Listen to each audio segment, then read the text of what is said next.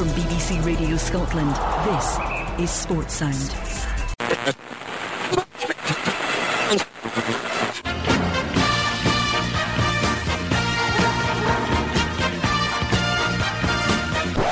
Don't be stupid, boys. Turn off Clyde, support your side.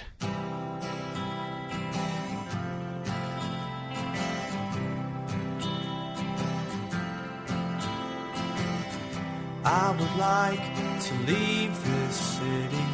This old town don't smell too pretty, and I can feel the warning signs running around my mind. And when I leave this island, I book myself into a soul asylum, 'cause I can feel the warning signs running around my mind. So here I go, still scratching around in the same old hole. My body feels young, but my mind is very old.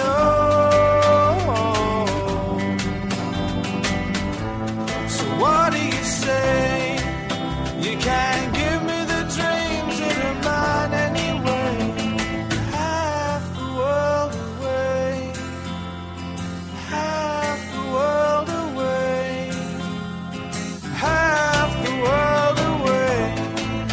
I've been lost, I've been found, but I don't feel bad.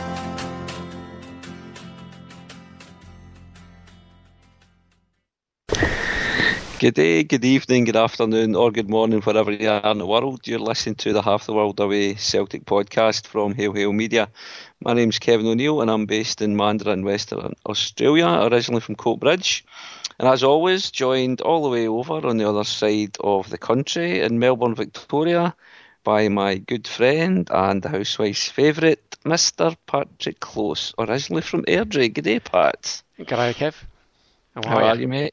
I'm good. Kev. You're sounding very Aussie there. Fair income. I know all the words. I know all the good words. Fair income. You do, mate. You do. How have you been, Pat? It's a long time since we've had a show. Working hard, Kev. That's pretty much it. Working hard and looking after the kids. And dog had an injury with Jinky. Get a knee injury, Kev. I never told you that one. Tragic. No. Wow. Having a wee bit of play in the back garden, and he sort of got a little porch at the back of the house, and he ran and jumped off onto the grass and basically pretty much dislocated his kneecap. Oh, poor wee Jinky. Yeah, poor wee Jinky. So it was a tragic wee thing. Vet bills. But luckily, there's a tip for anyone out there: pet insurance. Don't forget your pet insurance. Dear, oh dear, man. We were up for a fair bit, but 80% of it was covered through some pet insurance. So get luckily, well soon, wee Jinky. Yeah, so he's all right. I mean, he had to, and he basically had to get his it's like a bone in the front of his knee, and it had to get screwed back in. Basically, they had to. So it's a labradoodle. If you've ever seen a labradoodle, they're quite hairy little things, and to shave his leg. So he's walking around one bare leg. Poor wee thing. But anyway, never mind. He's in good spirits now. He's getting back to normal. So. Fair play. So, and it's just the two of us right now, Pat. We haven't got anybody else on. We're expecting Liam to join us shortly. He's on his way back from partying or something like that in Osaka, Japan. But he's on the way back in a train, but he's running a little bit late. But I'm very Tommy tired and I couldn't hang on any longer. We needed to get the show on the road, because I'm hoping, famous last words, it's a quick show tonight, but again we'll see how it pans out. But if you are listening live, probably not, but if you are and you fancy interacting with us tonight, you can send us a message on Twitter if you want, and you can tweet us at halftheworld88. Any questions or comments at all, or anything you want us to chat about, or there's the chat room as well, speaker chat room. You can leave some message in there. And if you're feeling really brave, you could Skype us if you want. Skype name again is halftheworld88. If you want to call in, but Liam should be with us shortly. But without further ado, Pat, as I said right back at the start, it's been a while since I've been on, mate, but since our last show we have done 4 in a row, which was always going to be highly on the cards. And even although Aberdeen kind of hung in there for quite a while towards the end, when you look at the way it finished, I think we finished 17 points clear at the top of the league, or something along those lines. When you look at the final table, and it was pretty comfortable in the end, wasn't it? Yeah, it was. I mean, I think Aberdeen had given up the ghost a bit earlier in the sort of the campaign, so it wasn't. Yeah, it was kind of be expected a little bit, just with the fact that they'd sort of given up a little bit. But yeah, I mean, like they did the right thing. I mean, I think there was never. I'm not saying it wasn't in doubt, but there was certainly an element where we were under a little bit of pressure, and the players certainly didn't show it. The management didn't really show it. So so kind of fair dues to them.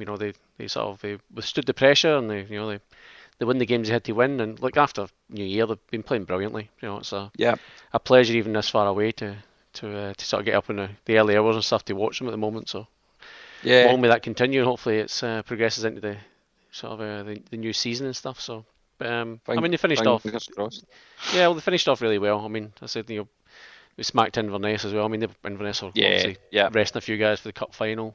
Yeah. St Johnstone game.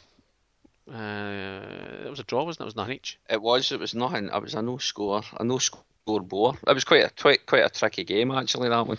Yeah. I actually didn't think, from what I remember, I didn't actually think, some people were slagging off, I didn't actually think it was that bad a game. Thought we played alright, but just the fact couldn't. St Johnstone were right up for it. As they seem to have been several times this season against us. Yep. They're not a bad outfit. I mean, stuffy, probably the best you call them. A little bit tricky to. Yeah. They seem to have us sussed to a bit of an extent. I think they've done. They're one of the teams that have probably done. I don't know how you could compare with the other teams, but just thinking back quickly, they're a team that's taken a few points off us this season. Finished fourth in the league as well, St Johnstone, so they're not a bad outfit. But it was nice that last game of the season against Cali Thistle. It's always nice on Trophy Day when you thump the team, as you said. It was Cali had an eye on the cup final the following week as well, so they probably weren't. They'd rested quite a few players, and they weren't wanting to pick up any injuries, the guys that were playing. But it was a nice performance. It's always nice to see us scoring quite a few goals as well. Yeah. Well, I listened to stuff on, I think it was Radio Scotland from memory. I think they did the sort of podcast a day or two after I listened to it, and I think the way that John Hughes was talking, I think they were happy to get away with 5-0. It was 5-0 going on. Yeah, 5 more. It was a spanking, let's face it. It was. But then you think about the Aberdeen game, I don't know if you, obviously, well, it seems like a lifetime ago now, but think back to I think it's probably one of the better goals of the season from what I remember. It was the one Scott Brown basically one side of the park to the next, wasn't it? It was, yeah. No, it was a cracker. It was a cracker. Fully deserved as well, and kind of put them in their place. They did, yeah. A little bit, which was good. I'd say I think they, for me, just had given up the ghost a bit before that, so it was one of the games that it mattered, but it didn't really matter. It was playing for a bit of pride, I think, they'd saved nothing more than that. But no, happy days. It's all going well, kind of going well. But there's obviously going to be sort of shifting in the squad and stuff like that, and obviously we'll go in and talk about some of those guys and what we think is going to happen. But it's been a relatively interesting one already. We've got our first signing already, so that's right. Yeah, we don't know too much about the guy, but hopefully, if he can come in and be in a similar mould to either Jason Denayer or Virgil van Dijk, then it'll be good. But it remains to be seen what he'll be like, the guy. But yeah, fingers crossed, he'll slot in there.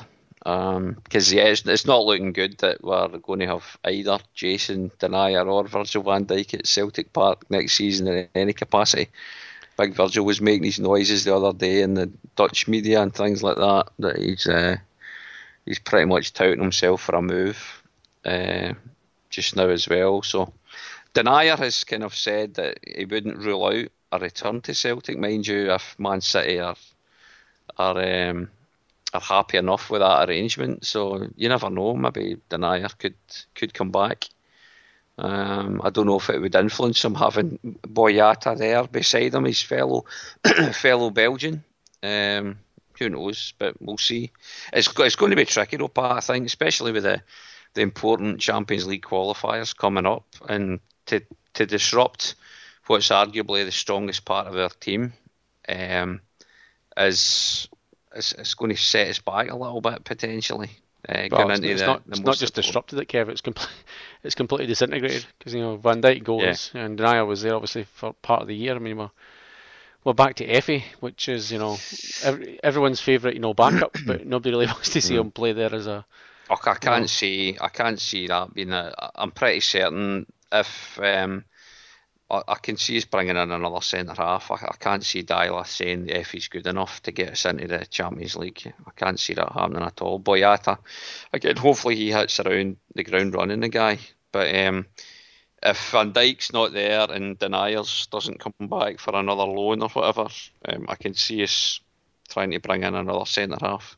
If we don't, I will be very, very nervous about qualifying, getting through those qualifiers. That's for sure. But anyway, there's a lot of time to go yet before we've got the teams ready, the squad ready to see how we're going to be lined up. So let's not be too down on it just now.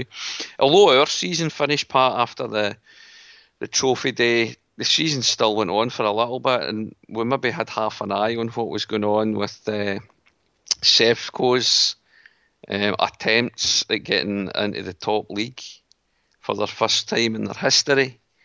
And of course, when they got Queen of the South, and they kind of struggled a little bit against them, but then Hibs, they kind of knocked them out. When you're thinking, oh, this is not good. You didn't really know how things would go with Motherwell because they had been too used to not winning games, I suppose, during the course of the SPFL season. We've just been joined, I think, by Liam. Are you there, Liam? Hail, boys. How we doing? Hail, Liam. How are you, mate? Good. Please tell me I haven't missed the Hun scalping. No, we're just actually getting on to it right now. We're just about to get on to it. No, I was just saying, Liam, how obviously our season had finished, but there was still some football to be played, and we probably did have a bit of an eye on Sevco's attempts to get into the top league for the first time in their history. And just saying how after they'd get past Queen of the South, they'd get past Hibs, and then they're up against Motherwell. And I must admit, I thought the Hibs game would have been the tougher game for them, or the tougher tie for them, for the simple fact that Hibs had been, winning games and were used to winning games, whereas I think any team, as Hibs proved last season, the team that's potentially going down, they're on a bit of a downer. They've been used to losing most of the season, hence why they're in that predicament. That's true. I mean, watching the game, and I don't know if you guys watched them, I didn't see the first leg, but I certainly saw the second leg, and it was glorious. Did you catch it, Liam? I did. Aye. Yeah. And what were your thoughts on their, let's call it, a performance in quote marks? Well, I think we've been a wee bit harsh on them. I mean, for a club that's less than 3 years old, they did all right, almost getting to the Premier League. I mean, it's quite an achievement actually when you think about it. This is true, I suppose. Yeah. In all seriousness, I fucking pissed myself. I just like all the years of suffering through them cheating to 9 in a row, through all their bloody Masonic tomfoolery with the SFA to get away with murder again and again and again. This is payback. Absolutely. And I make no apologies whatsoever for enjoying every second of it. Yeah. No. Right, okay, boys. Let me ask you this. Now, be honest, right? Think of it as they stand right now. Have they been punished enough? Absolutely not. No, definitely not. Keep it coming, okay. They've had. I mean, the thing. I think you're spot on, Liam. The thing that just, I think they keep thinking there's light. They've been thinking there's light at the end of this tunnel for several years now. But as soon as they start feeling a little bit positive again. Then they just get Aye. another kick to the stones, and it is good. You've got to say, and not just to be, knocked out by the odd goal. They were comprehensively gubbed, absolutely gubbed. And they were pretty much from that second leg game that I'd seen. Motherwell were very, very comfortable. Very comfortable. They didn't look in any danger whatsoever. I think that there was a couple of the Motherwell goals were a little bit fluky. My little girl was watching it with me, funnily enough, and I had come out of the kitchen to grab a beer. And but no sooner had I came out and she shouts, "Oh, Motherwell have scored!" So of course I runs in and I saw the big looping. It was a bit of a wicked deflection, looping up into the air and getting in sort of thing. But you knew it was bloody all over bar the singing and the dancing and the moshny, bloody punching. Oh, gee. I was watching that when that goal went in. I think I realised my true calling, because it's you see that keeper flapping at the ball like that. I once had a tryout for Queen's Park when I was a boy. As a goalkeeper, and I'd throw the ball in the net for a quarter of the money that he's on. Good point. Good point. Yeah, and I mean, I think were they trying to blame the sun or something like this as well? But nah, he's just made a complete and utter arse of it. He's made a cock of it, and there's absolutely no other way to explain it. Yeah. I'll be honest with you. The first one, I'd even forgot the game was on, and was on like a Sunday night, wasn't it? From what was it, a Thursday? No, it was Thursday night. The first leg was Thursday night. I think. So it's Friday morning, Friday morning our time. Yeah. And I got up and I was, getting ready for work and stuff now, and so because I'm kind of on call all the time at work, so I got my phone in the bedroom, and so I'll go in, get my shave and shower. Next one, an SMS comes in. I'm thinking, oh god, this is work. Something's going wrong with work, which is kind of the way we get notified of these issues. And I checked my phone. It was Sean Fitzgerald from our club. It was I can't remember what the comment was, but someone was kind of chuckle moments, and I was like, oh, I forgot about the game, so quickly run, grab a laptop, fired up. So I'm basically getting shaved there, watching the game, and it was and I swear to God, I'd put the laptop on, powered up, tuned into the game, and I would say within 30 seconds Rangers scored. Oh no! I can't believe this. It's 3-1. Just my bloody just luck. Your luck. Typical Monklands luck. Aye, but that sort of 5-10 minute spell, it was basically backs to the wall for Motherwell. I mean, it was not saying they didn't have any chances. I don't actually. Maybe they did. I can't remember, but it was certainly backs to the wall for most of the end of it. And I went into the second leg thinking that they're just going to bottle it. Motherwell are just going to absolutely bottle it. So but fair dues to them. The Cruise, but you have to say that some of the goals were. I know you're saying fluky, but if that was your team, you'd be thinking you must be cursed. If you're getting the three, big deflect. I mean, the keepers. I'm not really blaming that. That wasn't fluky. That was just a complete. It makes a pig's arse of it. So there's no other explanation. But but you have sort of deflected goals, and not just little deflections as well. Like you're talking like opposite, 30, 40 degree angles and stuff like that. You'd be thinking the gods are against you, but and they are indeed. They are indeed, but God bless them. Apparently, if you look up Schadenfreude dictionary, it's just a photo of Ibrox. What was that, Liam? So apparently, if you look up Schadenfreude in a dictionary now, it's just a photo of Ibrox.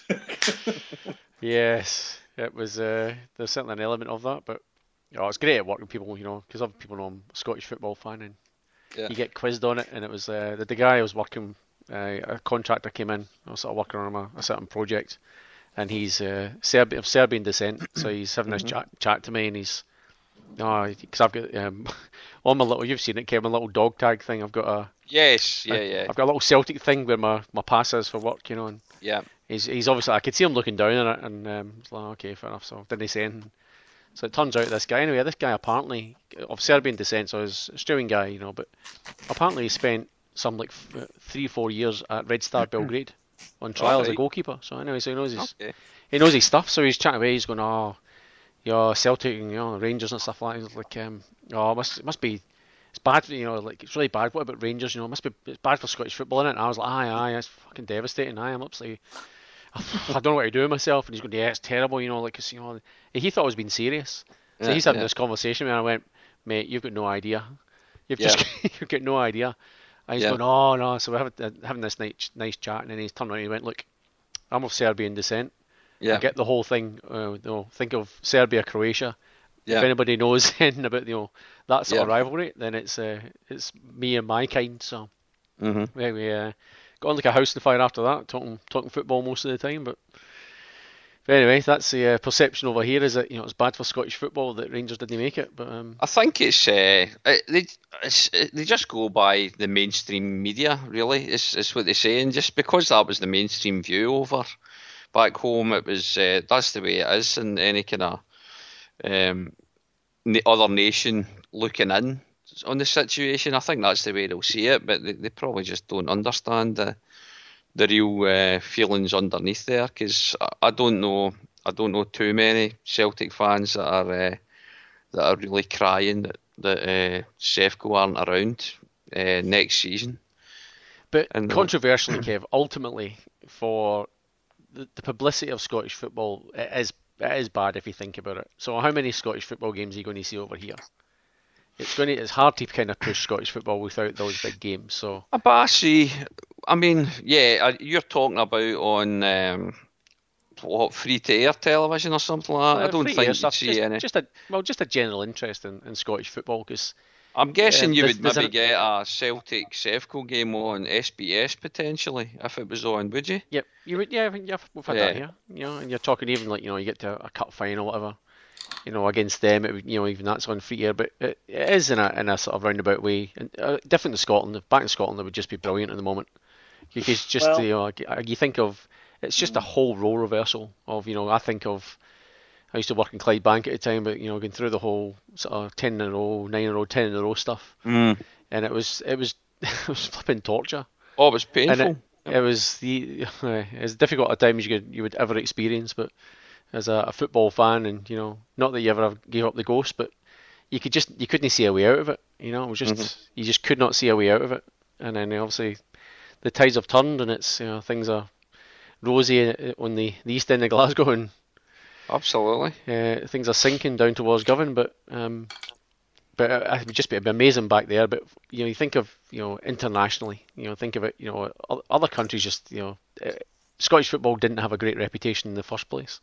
But then you take away, the whole, old firm in inverted commas is even used over here. Then it's it doesn't kind of reflect well. But not that we really care, But you sometimes just want sort of Scottish football to be recognised and judged a little bit better than it is. And while they're not there, it's not judged in anything at all. It's judged as I would say the Australians probably perceive the Australian league to be better than the Scottish league at the moment, because quite possibly there's no them in it, you know what I mean? So yeah. See, to be honest though, boys, sorry to interrupt. I'm going to kind of take a different track on that. Maybe disagree with you a wee bit, Pat.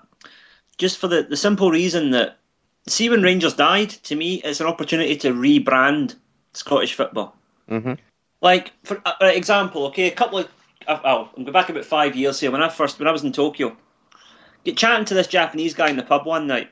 And he's like, "Oh, where are you from?" I said, "Oh, I'm from Scotland." He said, "Oh yeah, Scotland. Oh yeah, you like soccer?" I said, "Well, football, yeah." Aye. Anyway, and he says, "Oh, so Celtic and Rangers, yeah, big rivals." I says, "Yeah, that's right." But "Oh yeah, Catholic, Protestant, you hate each other, right?" I says, "No, some of my best mates are Protestants. I'm not a Catholic. I don't practice religion." He's like, "Oh, but I thought Celtic is Catholic and Rangers is Protestant." And the thing is, I've had that same conversation almost verbatim dozens of times in the last few years, in Hong Kong and Japan. That's a very simplistic view of the whole thing, but you can see where it comes from. Aye, they're getting fed that by the mainstream media and by the international media as well. Yeah. And with the Huns out of the equation, I see this as a chance to rebrand Scottish football. I mean, take the example of Rosenborg in Norway, right? Yeah. Now, recent years, they've kind of fallen away a bit, but for about 15 years, they were unchallenged in Norwegian football. They won the league, I think it's something like 12 times in a row or something. It's ridiculous. And they did very well in the Champions League as well. That was when Bratbach was firing on all cylinders for them. But yeah, they punched above their weight. But you never read in the Norwegian press about, "Oh, we need a strong God set or whatever." No, you never read that. It was always like, "Oh, Rosenborg are doing so well. This is good for Norwegian football. This is good for everybody." You don't get that with Celtic, and it's because the vast majority of our media do not want to see Celtic do well. Yeah. I don't think you can argue with that. I don't think you can at all. It's but you're right, and as Pat was saying as well earlier there about the whole, the way the Scottish League is, it's perceived as being a lot poorer. But as you're saying, this has been an opportunity to rebrand it. And see if you think back, and okay, the populations of the countries are completely different, but don't try to tell me that the product that the English Premier League has now become, and let's face it has taken quite a while to get there, albeit it's come in leaps and bounds, and it just gets bigger and bigger and bigger. But see teams like Swansea City, teams like, I always remember when Crystal Palace, I don't know why this always jumps into my head, but in the fairly early days, but when the Premiership was growing and you had teams like Crystal Palace that were able to sign players like Attilio Lombardo and guys like this, and I'm thinking to myself, right, there is no way in the world that if you were to offer guys that were like that in their prime, if Celtic were playing on a stage like that, with the money to throw at that, don't try to tell me a player like that would rather go to a team like Crystal Palace than say Celtic. It's just completely ludicrous to think it. So I think you're spot on, Liam. The idea of the rebranding thing, it's the product that you've got to sell. And Scottish football, okay, it might not be the best football, but I mean, Christ, you get some shitty games in the English Premier League. But because of all the hoo-ha that goes around it, they can make a bloody Stoke City versus Burnley game sound like one of the most attractive things on the planet. And bloody hell, imagine thinking that in the 80s or something. Stoke City, let's all tune in tonight and watch Stoke City versus Burnley. Christ almighty, get a grip. But here's the thing as well, that's the main, you've hit the nail on the head there, Kev. The main thrust of the problem is that we waste too much time comparing ourselves to England. Yeah. England is in a different fucking galaxy compared to Scottish football. There is no point